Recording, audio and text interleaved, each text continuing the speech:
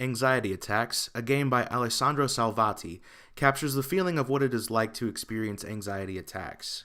The game gives those who may not have had severe anxiety a glimpse into the lives of those who suffer from it every single day. Salvati provides some further explanation on what anxiety attacks is all about and why he created this experience. I've got direct experience with anxiety attacks for many years and decided to raise awareness about the problem, thus trying to show what really happens when anxiety arises. Of course, the real stuff is much more intense. Anxiety attacks usually leave you shaken and without energy, and manifestations of anxiety may differ incredibly among individuals. So this represents the most common issue someone who suffers anxiety attacks has to go through.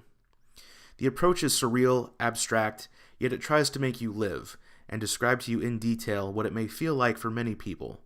Real-life anxiety is, of course, way longer and painful than this experience. Anxiety Attacks is a game that aims to make you feel something, even though that something may not be exactly what you want to experience.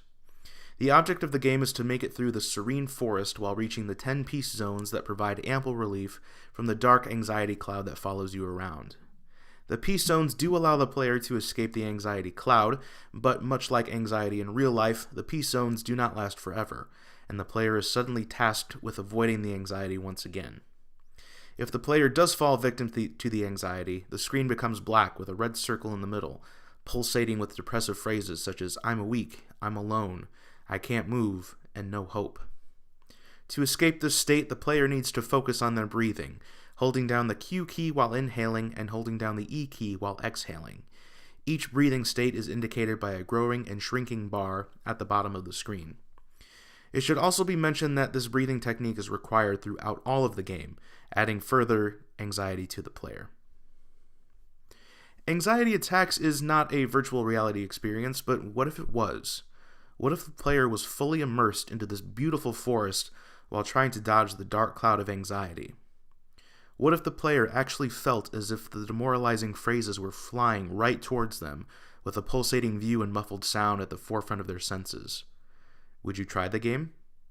For some, experiencing anxiety attacks, whether in the virtual reality or not, might be a bit too much to handle. Salvati gives a brief warning message before playing that if the player is prone to depression, panic attacks, or other similar pathologies, they should avoid this game.